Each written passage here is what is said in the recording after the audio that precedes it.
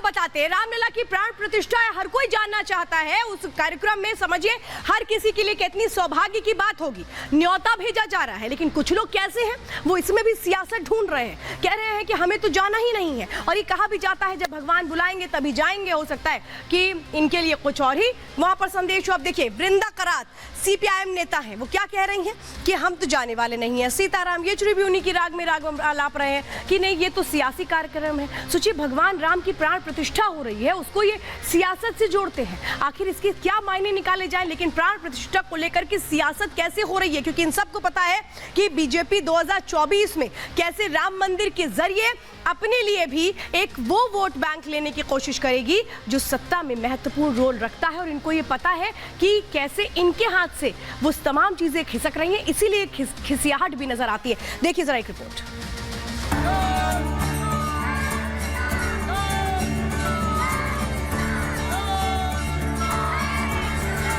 अगर निमंत्रण आएगा तो जाएंगे।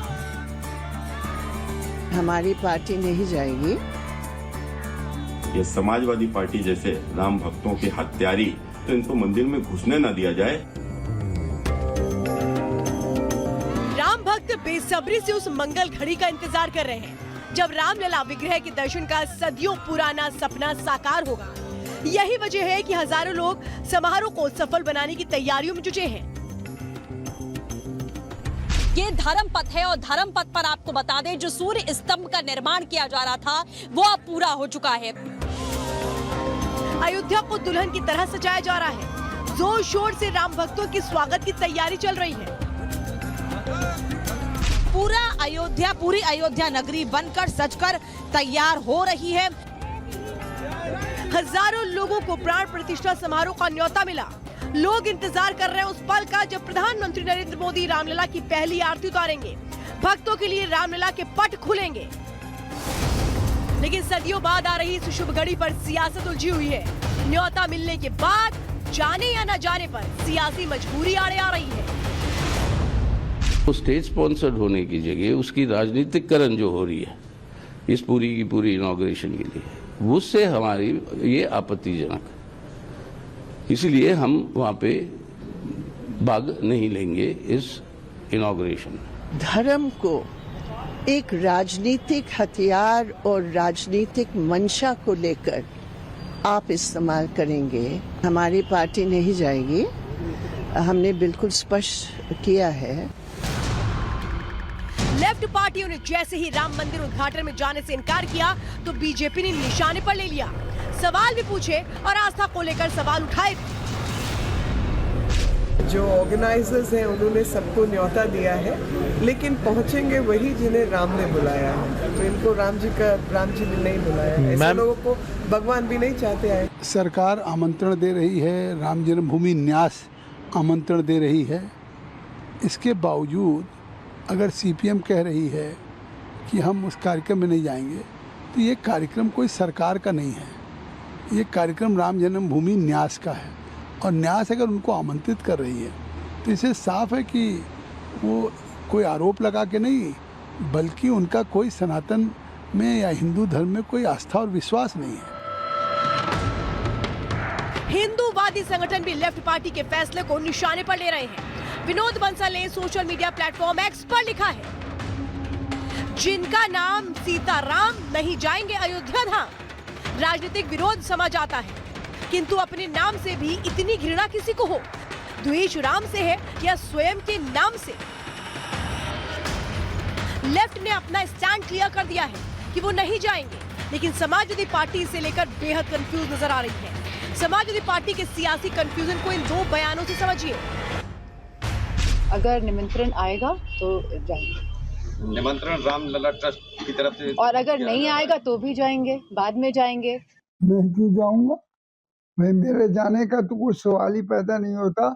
शिरकत की आप बात कर रहे हैं, सिवाय उस दिन अल्लाह से दुआ करेंगे बस इस बात की कि अल्लाह ताला के इस बाबरी मस्जिद जो हमसे छीन ली गई है वो हमें वापस दे दी जाए। राम मंदिर के प्राण प्रतिष्ठा समारोह में डिंपल यादव न्योते का इंतजार कर रही हैं, तो उन्हीं की पार्टी के नेता इसकी खिलाफत कर रहे हैं। लेकिन बीजेपी के कुछ नेता समाजवादी पार्टी का न्योता देने के ही खिलाफ है। समाजवादी पार्टी ने तो हद ही कर दी जब वहां के ऊपर निर्दोष राम भक्तों के ऊपर गोली चलवा दी। एक निर्मम हत्याकांड वहां के ऊपर जिस प्रकार से राम भक्तों का कराया गया समाजवादी पार्टी ने, तो इनको मंदिर में घुसने न दिया जाए। हिंदूवादी संगठन भी बर्क के बयान को लेकर आक्रोशित है। विनोद बंसल समेत कई नेता और संत बर्क के बयान के विरोध में खड़े हो गए हैं। देश बदल रहा है, लेकिन कुछ लोग हैं जिनके के डीएनए में हिंदू द्रोह रामद्रोह समाया हुआ है। एक तरफ वो लोग हैं जो बाबरी चला गया, बाबरी चली गई, लेकिन बाबरी मानसिकता नहीं गई। मंदिर में दर्शन करने पर कोई पाबंदी नहीं है। लाखों लोग टेंट में मौजूद रामलला के दर्शन कर चुके हैं और लाखों करोड़ों लोग भव्य मंदिर में शीश झुकाने आएंगे।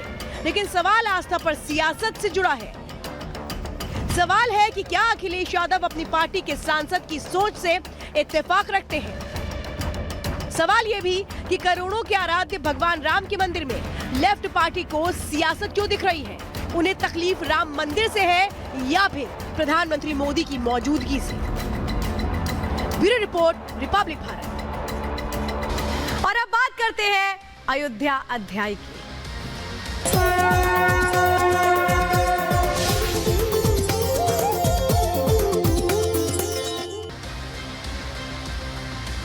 तो आपके लिए हम लेकर के आए हैं अयोध्या में बन रहे भगवान श्री राम के मंदिर से जुड़े हुए कई ऐसे अहम तथ्य जो जानना आपको जरूरी है। प्राण प्रतिष्ठा की तारीख करीब है, लेकिन वो तस्वीर मैं आपको दिखाने जा रही हूँ कि मंदिर के अंदर जिस तरह से जो दीवारें तैयार की गई हैं उनकी कहानी क्या है। वो ये कहती हैं कि ये जो नागरी शैली में तैयार की गई हैं दीवारें, सोचिए 1000 साल तक भी ये दीवारें इसी तरह से सुरक्षित रहेंगी। ये आप देख रहे हैं जो नक्काशीदार दीवारें तैयार की गई हैं, ये खास तौर पे इस बात को बताती हैं कि अयोध्या में जो राम मंदिर बनकर के तैयार हो रहा है उनमें किन किन बारीक बातों का खास तौर पे ख्याल रखा गया है। तो हर किसी को इंतजार है प्राण प्रतिष्ठा का, हमें भी इंतजार है, आपको भी इंतजार है। रिपब्लिक भारत आपको पल पल अयोध्या से जुड़ी हर तस्वीर दिखाएगा, बड़ी जानकारी दिखाएगा और रिपब्लिक भारत आपसे वादा करता है कि सबसे पहले अयोध्या में होने वाली हर उत्सव की तस्वीर और जानकारी होगी आपके सामने। तो अंदर ही खबर में आज आपसे विदा लूं उसके पहले हर दिन की तरह वादा अपनी सेहत का ख्याल रखिए और खूब खुश रहिए। दीजिए इजाजत, नमस्कार।